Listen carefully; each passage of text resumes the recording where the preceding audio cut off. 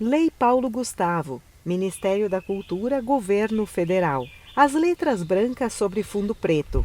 Agradecimentos especiais, arqueóloga e historiadora indígena Valderes Coctá Priprá, poeta indígena Laclanô, João Adão Noncô Furô de Almeida. Orientadora da língua materna Laclanô, Miriam Vaicá Piprá, Relinde Zangalã Piprá de Almeida, Ketli Van Piprá. Construtores da Casa Subterrânea, Jeramiel Diupru de Almeida e Cléon de Li. Diretor da Escola Vaikupaté, Osias Tucumpaté. Cacique da Aldeia Bugio, Laudicleia Clendô. E todas as pessoas da TI Laclanô. Direção, Gil Vandal. Produção e produção executiva Ana Luísa Krieger de Paiva. Roteiro e consultoria em antropologia Janaína dos Santos Moscal. Arqueóloga, coordenadora e pesquisa cinematográfica arqueologia Tainã Sales dos Passos. Biólogo e pesquisa cinematográfica biologia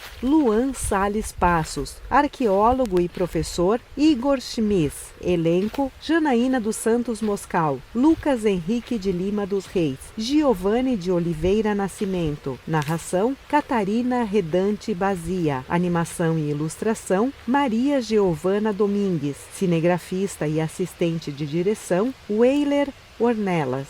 Fotógrafa e videomaker Raquel Krieger de Paiva. Som direto, edição de áudio e efeitos sonoros William Avelar de Ornelas. Mídias sociais Paulo César de Oliveira. Editor de vídeo e operador de drone Gil Vandal. Mapas Samuel Vitor Krieger de Paiva.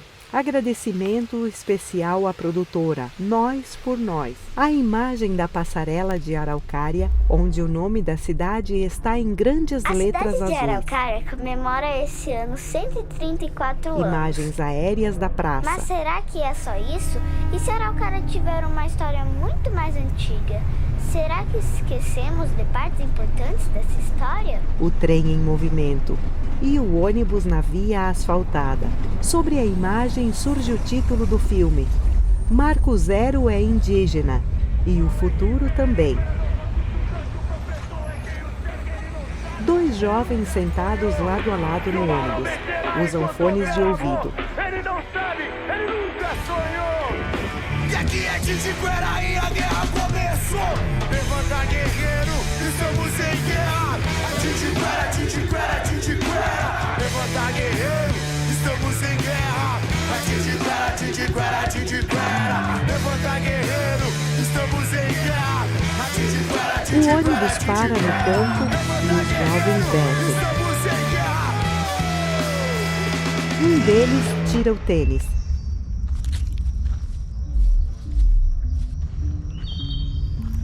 Caminham pelo chão de terra em meio à vegetação.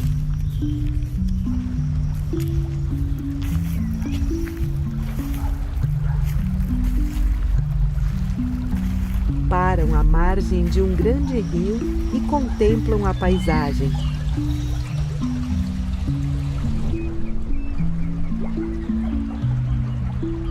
É dia claro.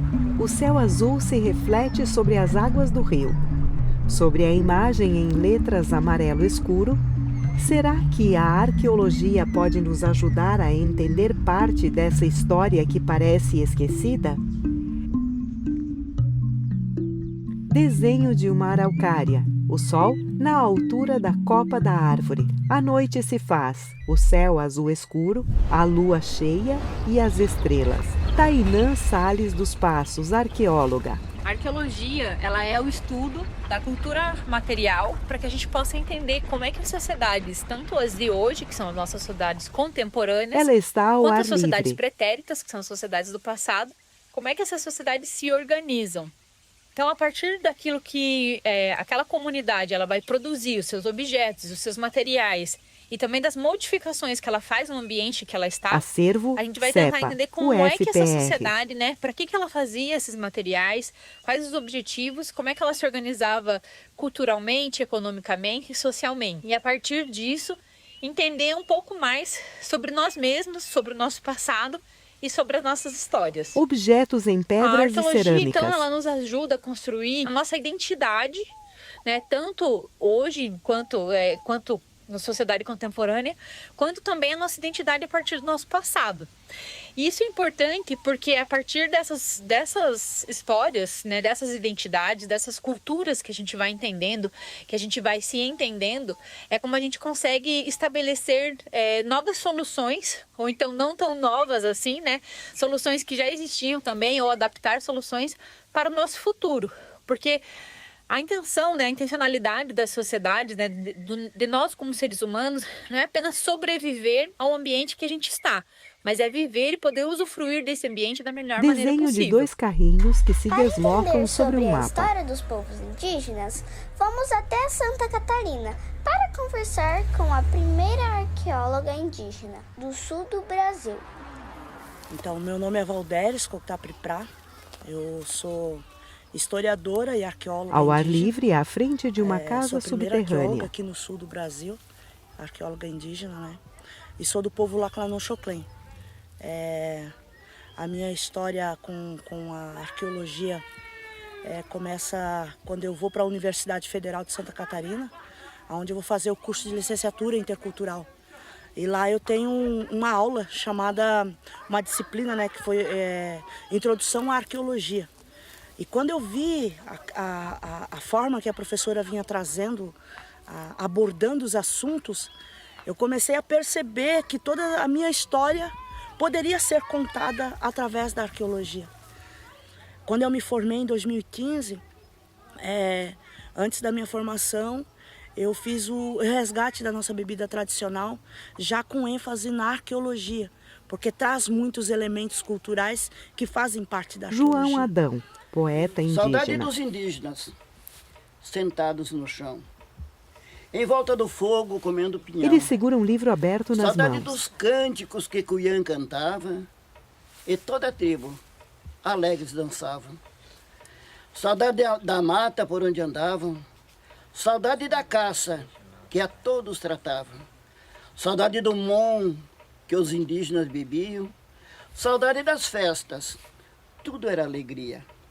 Saudade do fogo que os indígenas acendiam. Saudade das danças, grande era a alegria. Saudade dos rios onde as crianças nadavam. Saudade dos peixes que os alimentavam. Saudade das festas e dos casamentos, sempre em lua cheia, era um grande evento. Saudade de tudo que os indígenas usavam e a tradição sempre continuava.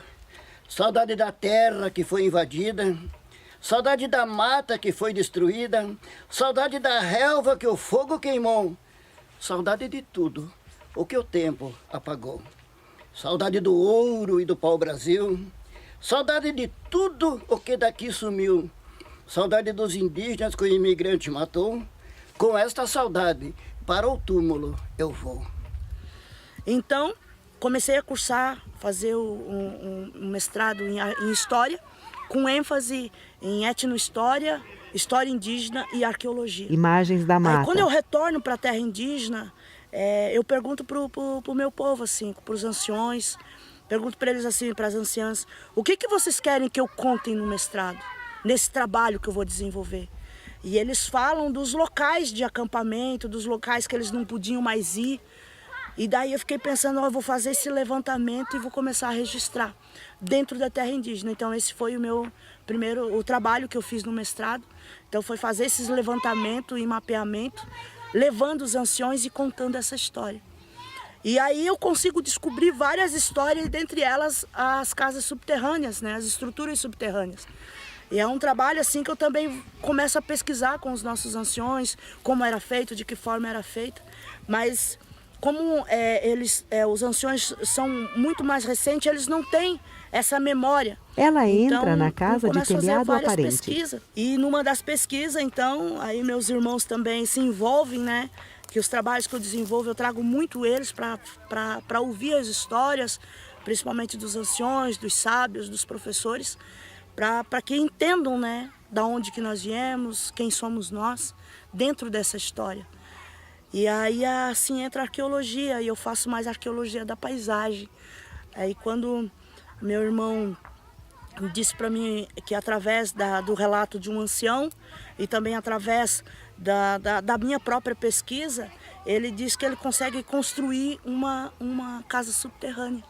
Segundo o IPHAN, o Instituto do Patrimônio Histórico e Artístico Nacional, que é o órgão responsável por cuidar de todo o patrimônio, seja material ou imaterial do nosso país, nós temos 12 sítios arqueológicos cadastrados no município de Araucária. Pontos sobre o mapa da cidade. São compostos de sítios pré-coloniais, tanto líticos, de pedra lascada, Fragmentos coletados. quanto cerâmicos, que são materiais feitos de argila, e remetem às primeiras ocupações da região, referentes aos povos originários, desde os caçadores-coletores até os agricultores ceramistas.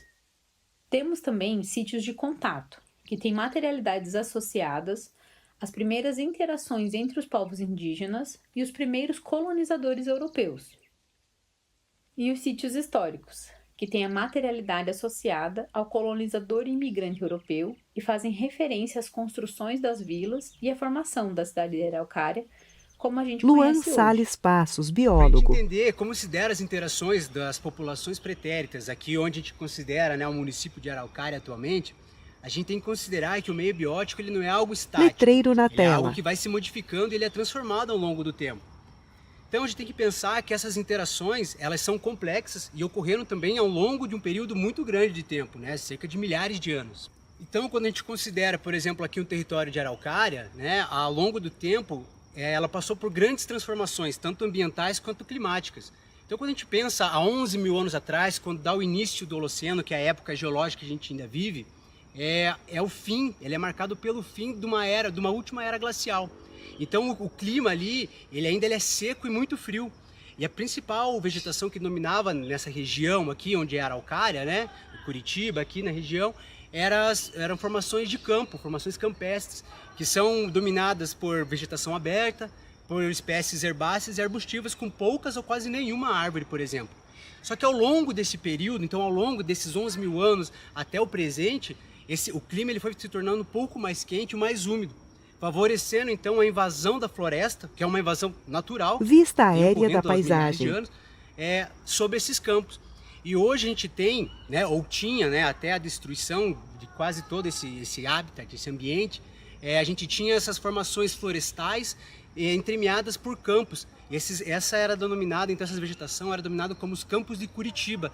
Então é nesse contexto de mudanças climáticas e ambientais ao longo do tempo que nós também temos as interações dessas populações pretéritas com o Pés meio. descalços E a gente tem que caminham. lembrar que essas populações eles eram formados por vários povos, né? Eram vários grupos étnicos. Param à E frente eles de tinham uma vários pinha desfeita. hábitos diferentes. Então nós temos, por exemplo, o que nós denominamos hoje como os grupos que eram caçadores e coletores, que eram populações nômades, né? Ou seja, eles não tinham habitações fixas, eles acabavam ocupando vários territórios diferentes, né? Caminhavam por esses territórios. Então a gente pensar que essas interações eram homogêneas e singulares é uma forma errada. Por quê? Porque cada grupo vai ter uma forma de lidar com esse ambiente. Assim como nós, né? Hoje quando você pega um ambiente, uma paisagem, você tem uma forma de interagir, né? Digamos pessoalmente mesmo. Por quê? Porque ele vai considerar várias experiências. Vai considerar uma experiência coletiva como a cultura daquele povo, da população, ou a nossa cultura contemporânea, né? Com o ambiente. E até mesmo experiências individuais, como uma lembrança que você vai ter, ou até mesmo um carinho maior para esse lugar. Então isso também tem que ser considerado. Então, a forma como essas populações interagiam com o ambiente, com o meio biótico, eles eram baseados em ideias norteadoras e princípios únicos de cada povo, principalmente. Então, eles tinham suas formas singulares de lidar com o povo, não era uma forma homogênea. No passado, Igor Schmiss, arqueólogo e professor os grupos doutor. escolhiam o local para morar. Eles tinham tudo à disposição.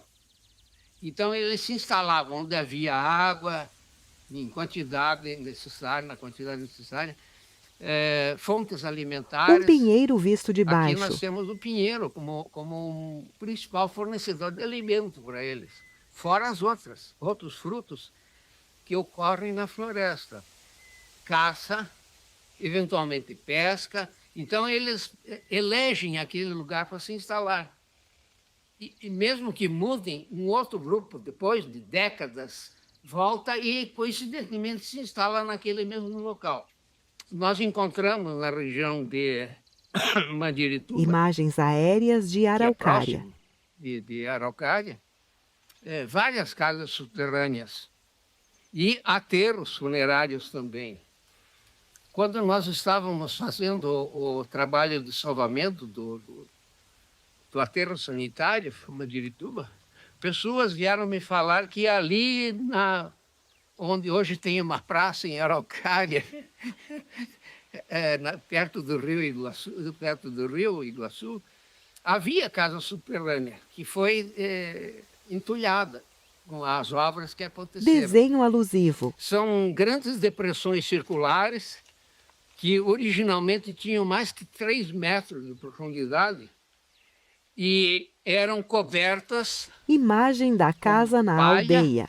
Quer dizer, uma estrutura de madeira coberta com palha, e eles habitavam no interior delas, especialmente em períodos de frio, durante o inverno.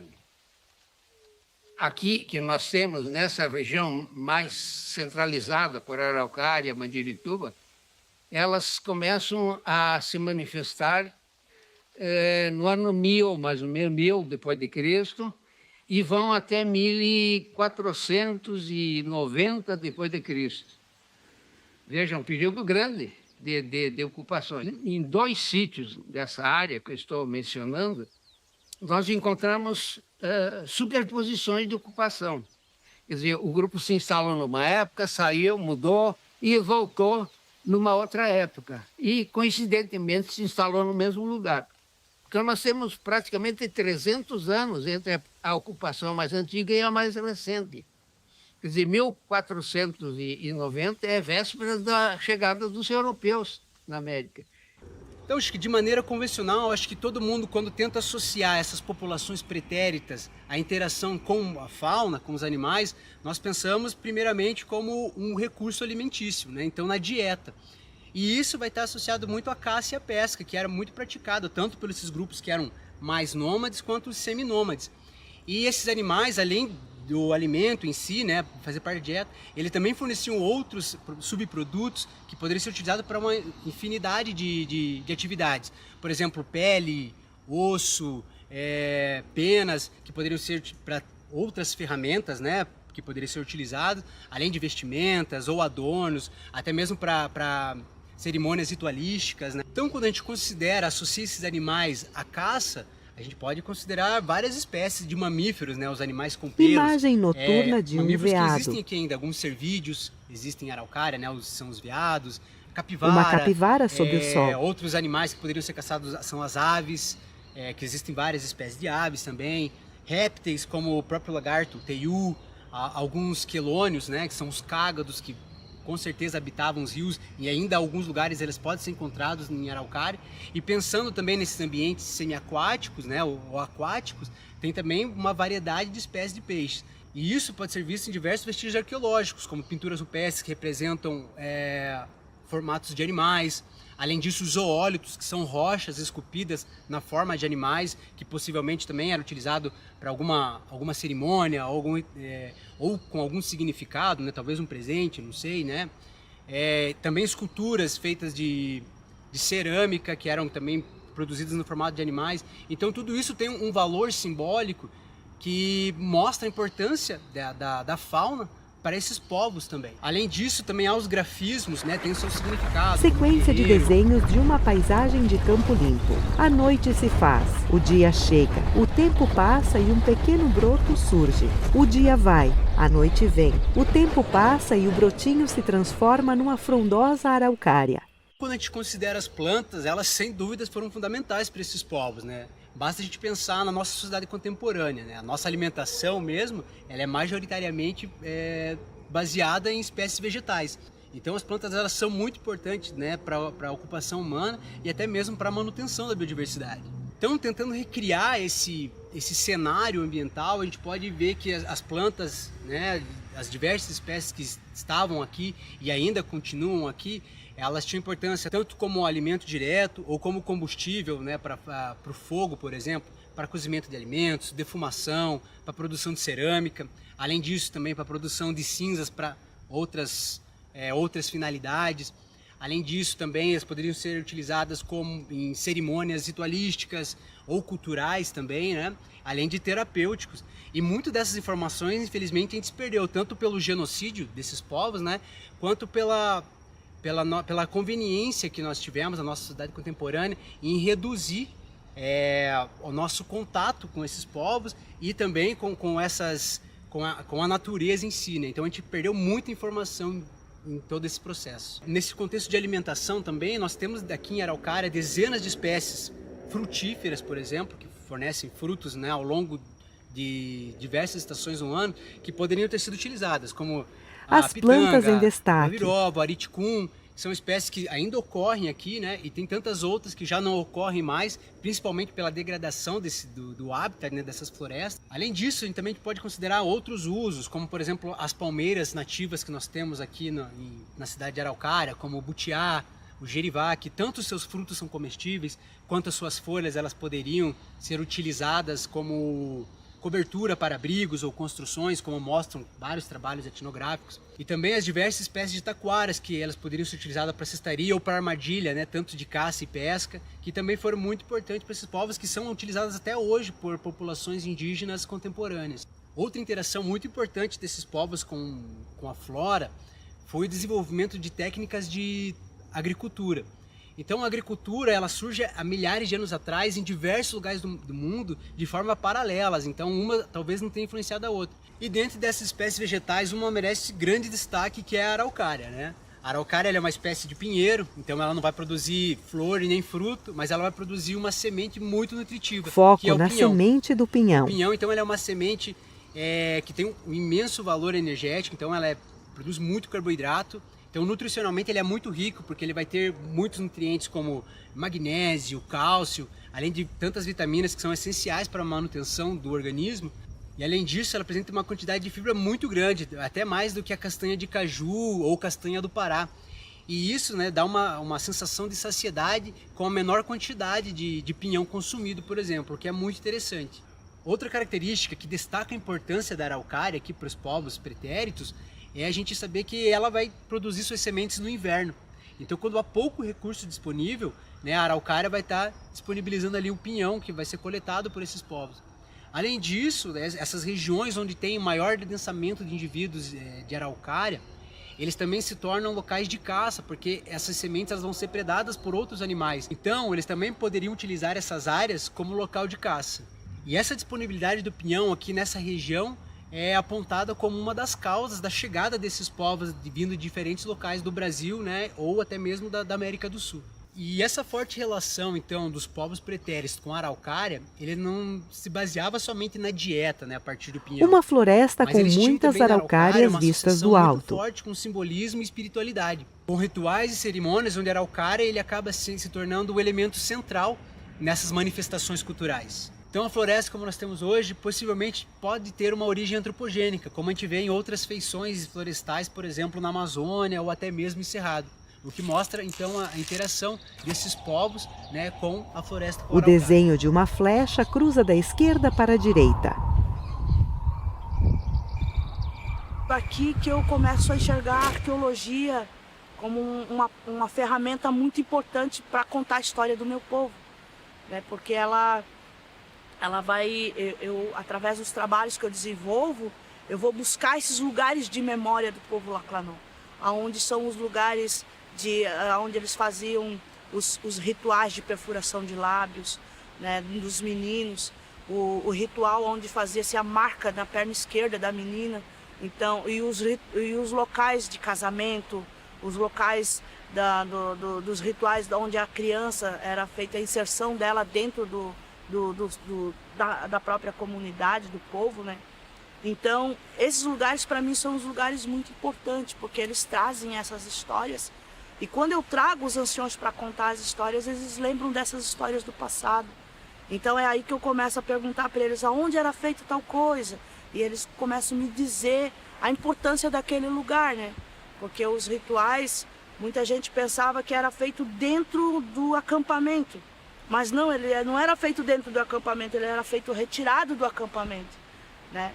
Então, são locais para mim muito significativos, que trazem boas lembranças dos mais velhos. E isso para mim tem ajudado muito nos trabalhos que eu tenho desenvolvido. Dizer também que através desses trabalhos que eu desenvolvo, foi também um momento que eu começo a fazer a recuperação da nossa bebida tradicional, que é o Mon. Ele já não era feito há mais de 50 anos, né, por conta que logo depois do contato, o povo foi proibido de fazer cerimônias, de fazer rituais. E então, com essa proibição, eles não podiam mais fazer a nossa bebida, porque ela é só feita nos rituais. Então, a arqueologia ela tem me ajudado nisso, porque é através dela também que eu começo a conhecer todas as questões assim que estão relacionadas aos direitos da terra, aos direitos reais do povo Laclanô. Em Araucária, a região do Passaúna é muito importante para entendermos um pouco mais da nossa história, principalmente quando falamos de uma história anterior à chegada dos primeiros colonizadores europeus. Vista do Lago da Represa. É onde estão registrados 6 dos 12 sítios arqueológicos do nosso município. Essa grande quantidade de sítios arqueológicos evidencia que o rio Passaúna e suas paisagens eram importantes locais de ocupação e passagem para os povos pretéritos. A represa vista entanto, por várias perspectivas. O fato da maior parte dos sítios arqueológicos estarem numa mesma região está diretamente associada ao fato de que esta foi a região que mais tiveram pesquisas arqueológicas. Isso graças às iniciativas do professor Dr. Igor Schmidt em pesquisar as margens do rio Passaúna na década de 1980, antes das obras da construção e inundação da barragem, que serve para auxiliar no abastecimento de água de Curitiba e da região metropolitana. Os sítios arqueológicos que nós encontramos na região do Passaúna, que foi um projeto de salvamento arqueológico, ele tem as mesmas características de outros sítios da região metropolitana de Curitiba, do Planalto Curitibano. Dos sítios encontrados em Araucária, os sítios líticos localizados na área da represa do Passaúna são os que apresentam uma datação mais recuada. São sítios associados à tradição arqueológica umbu, amostras que coletadas. se referem a grupos caçadores-coletores e que podem ter entre 10.000 a 4.000 anos antes do presente, indicando a região como uma das primeiras a serem ocupadas no que hoje conhecemos como município de Araucária. Em relação aos sítios cerâmicos, nós temos um sítio, já na área mais urbana da cidade, que foi associado à tradição Itararé-Taquara, relacionado aos grupos agricultores ceramistas e nos remete a uma janela de ocupação entre 4.000 a 150 anos antes do presente. Embora não tenham sido evidenciados nos sítios de Araucária, também são associados à tradição Itararé-Taquara as casas subterrâneas e os artefatos em pedra polida, como as machadinhas, as mãos de pilão, os pilões e o virote. O Itararé produzia um artefato que é um traço diagnóstico deles, o chamado virote. É um artefato que tem uma ponta, tem uma flange e outra ponta. Então é como se fosse uma vareta com uma flange. Isso era encaixado numa haste de flecha e ela não era penetrante, ela era rambuda. Então ela servia para derrubar pinha e também derrubar o pássaro sem que ele fosse penetrado, para não sujar as penas, que para eles era importantíssimo na prática de plumária, adornos com pena, o cocar e outros adereços que eles usavam a pena dos animais. Imagem do campo aberto cercado pela mata fechada. É um artefato muito bem elaborado. Os sítios arqueológicos de contato, que aparecem tanto na região do Passaúna como na região sul da nossa cidade, evidenciaram materiais com traços técnicos comumente associados aos grupos indígenas do tronco linguístico Tupi-Guarani, com materiais que foram trazidos pelos colonizadores imigrantes europeus, como as louças, os metais e o vidro. Neste caso, estamos falando das primeiras ocupações, já com intuitos colonizatórios, que ocorreram a partir dos anos de 1800 e são também apresentadas nos relatos históricos e etnográficos da época. É importante ressaltar que essas tradições arqueológicas não se referem ao grupo humano específico ou uma única cultura. Elas, na verdade, associam de maneira genérica as recorrentes técnicas de produção e a funcionalidade primária dos materiais arqueológicos às formas de subsistência dos povos pretéritos, de maneira a auxiliar os estudos arqueológicos sobre a ocupação e o deslocamento dessas populações. Em toda parte onde eu encontrei tanto Tupi como o G sempre está embaixo e o Tupi-Guarani em cima. Quer dizer que a ocupação do Tupi-Guarani é mais recente nessa história. Havia aqui outros grupos indígenas que, por exemplo, não dominavam a cerâmica, então eles não tinham um regime alimentar como a cerâmica proporciona. Pode cozinhar o alimento, né? Então, para processar o alimento, aqueles outros que são mais antigos, eles assavam a carne, por exemplo, do animal.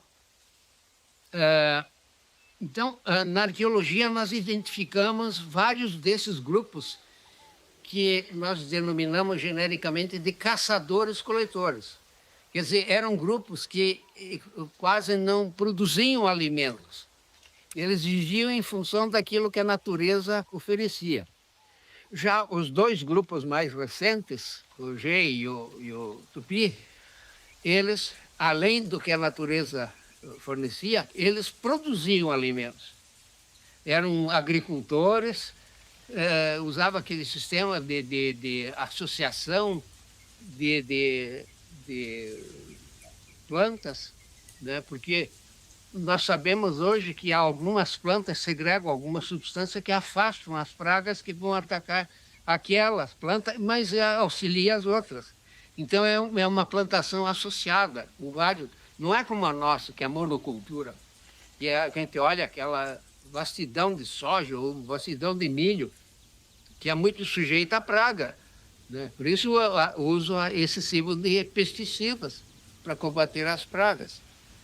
E então esses mais recentes produziam alimento.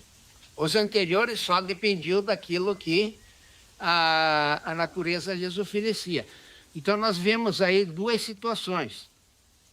Os produtores de alimento já podiam compor populações maiores, porque eles já tinham uma garantia de alimento, além daquilo que coletavam e caçavam, pescavam, aquilo que plantavam, né?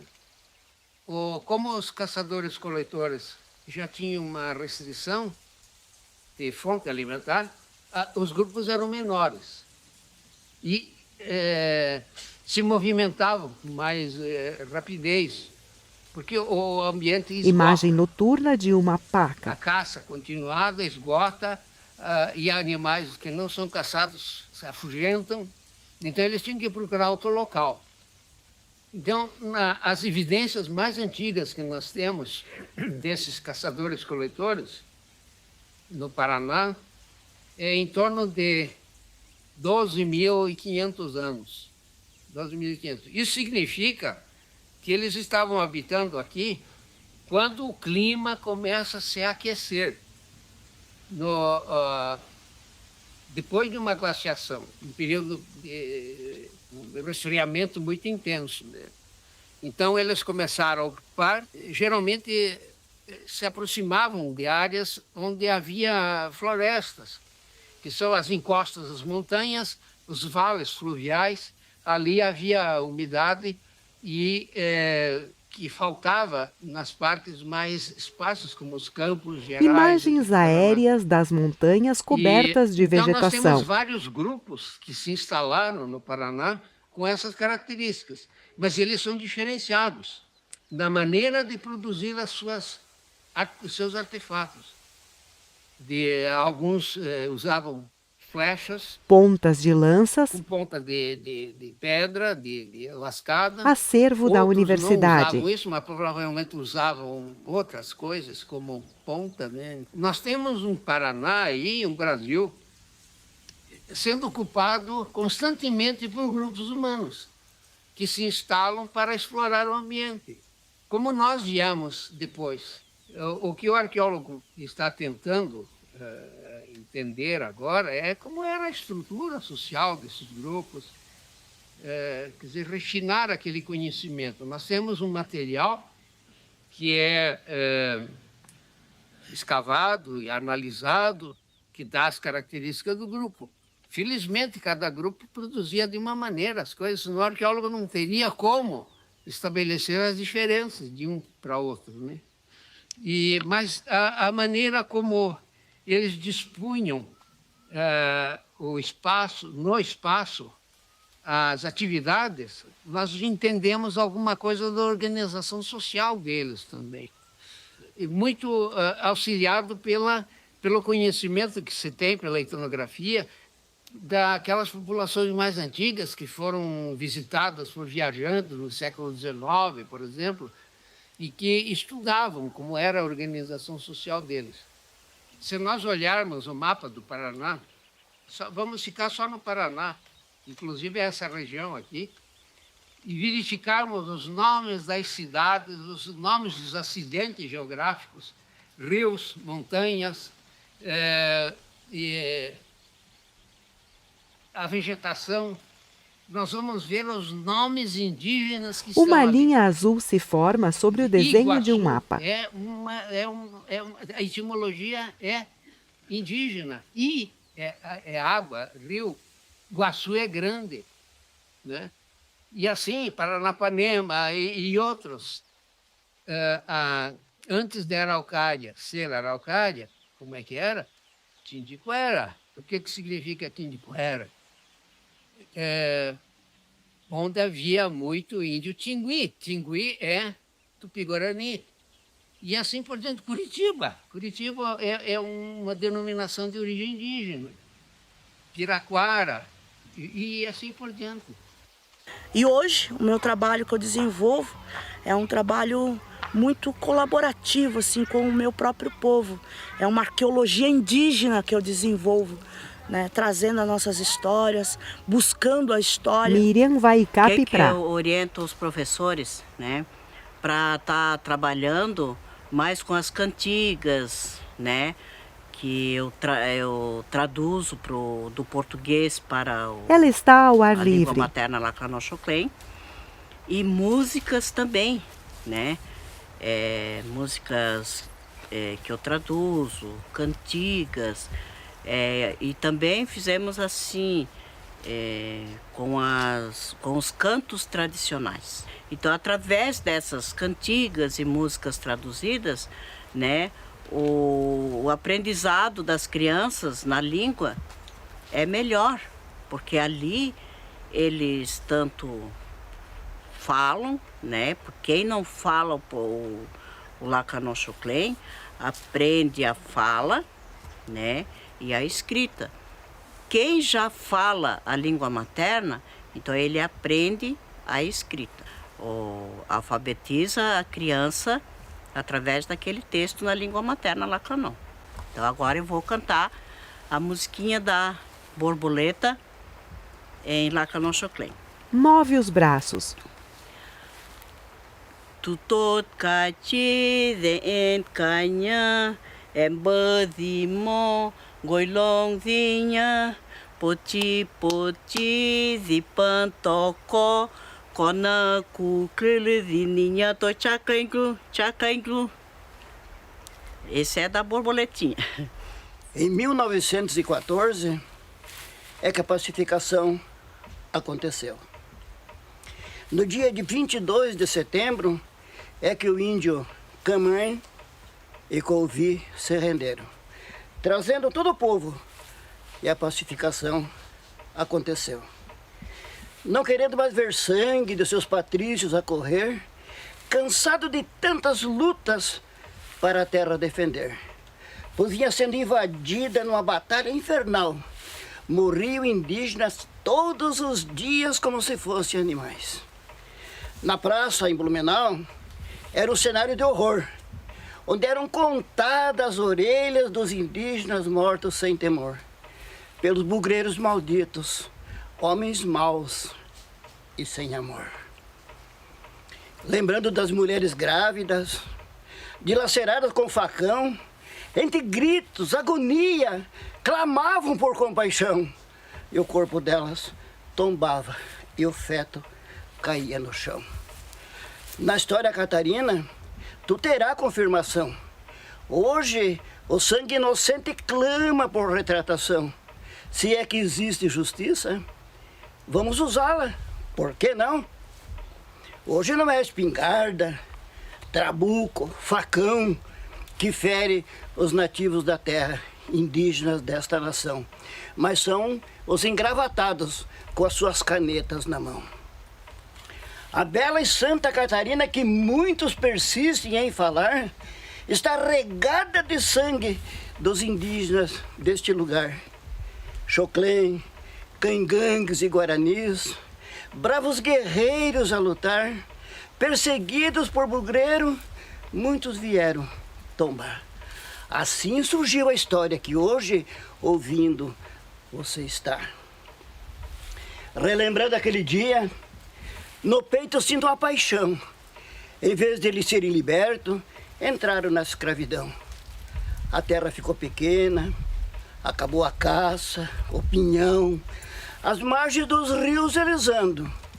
E os peixes, aonde estão? Morreram envenenados com agrotóxico das plantações que os colonos derramam todos os dias pelo chão. Se fosse aipim ou batata, fosse milho ou feijão, mas é o maldito fumo que intoxica os pulmões. O poema que estou recitando é verdade, é real. Está escrito no livro Xoclém, Memória Visual. Professor doutor numa sala. Em 1964, eu recebi um comunicado de um pessoal do Nordeste, lá de Andirá, Bandeirantes, divisa com São Paulo, na área banhada pelo rio Paranapanema e Itararé. Uma linha azul sobre o mapa. De material arqueológico. Então eu fui lá, constatei aquilo que havia sido mencionado, ouvi falar que a CESP, na época não era a CESP, era USELPA, Usinas Elétricas do Estado de São Paulo. Tratava do aproveitamento hidrelétrico do Paranapanema, que eles iam construir uma usina sobre o rio Paranapanema, mas que ia alagar muito o Itararé. Então eu fui até o canteiro de obras, falei com os engenheiros, eles me olharam como se eu tivesse descido de um disco voador de Marte, vindo de Marte, falando de sítio arqueológico, né? Imagine com engenheiros, né? Eu andei pela margem do rio Paranapanema, que havia baixado. A estiagem que aconteceu naquela época fez com que o nível do rio baixasse muito e deixasse exposta extensão grande da margem. E eu andei pela margem e comecei a ver os sítios arqueológicos que estavam submersos. Isso aí me deu um impacto tremendo. Eu vi, puxa, cada empreendimento que vem acontecer agora vai significar destruição do patrimônio arqueológico. Então aí eu conversei com o pessoal da USELPA e eles disseram, olha, nós não temos nada com isso. Isso afeta o Ministério da Cultura. Imagina, eles estão fazendo um negócio dizendo que não tem nada com isso. Então aí começou meu aprendizado no tratamento com essas pessoas, que vai continuar no Passaúna.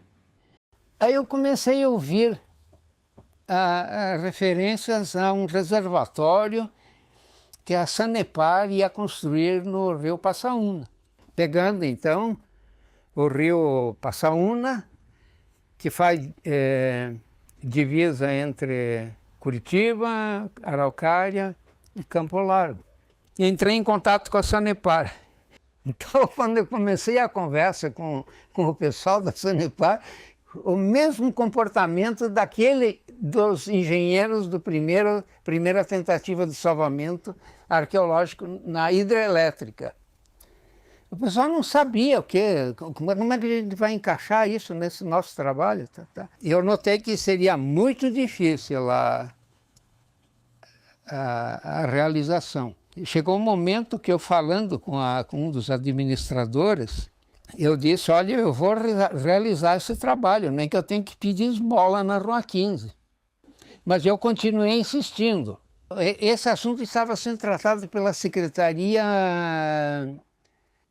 Assuntos Internos do Paraná, e eles criaram uma coordenação para resolver o problema do Passaúna, né, do reservatório para abastecimento de água. Imagens do Passaúna. O reservatório era previsto para 12 quilômetros quadrados, mas havia muita resistência da população local, porque o reservatório significa a invasão das terras pela água. Então houve um movimento dessa comissão, eu fui incluído na comissão para tratar da arqueologia, mas acabei me metendo em outros assuntos, como, por exemplo, a diminuição da capacidade do reservatório. Então conseguimos que dos 12 fosse reduzido para 10. Isso significou bastante. Uma outra coisa que eles queriam fazer é que em cima da barragem passasse uma rodovia. Imagine, uma rodovia passando ao lado de um reservatório de água para a utilização da população.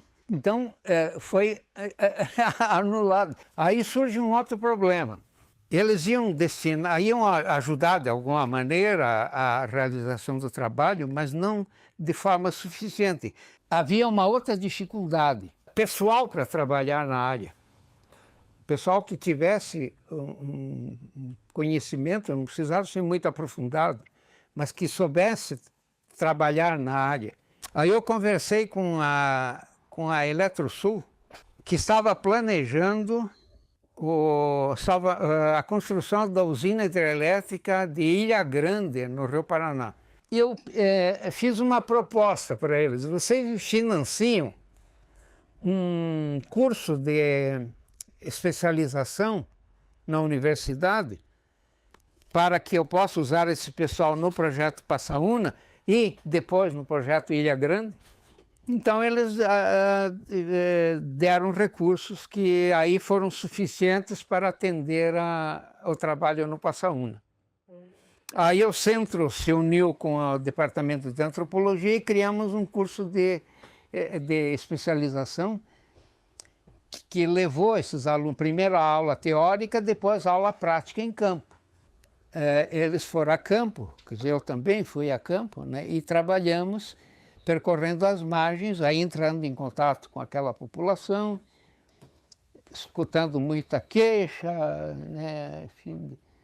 Eu fico imaginando uma pessoa que teve os pais morando ali, nasceu ali, se criou ali, ter que sair dali, ou pelo menos perder uma grande parte, acabando aquele período em que a Eletrosul financiou esse curso de extensão, de especialização, dando bolsa para aqueles alunos,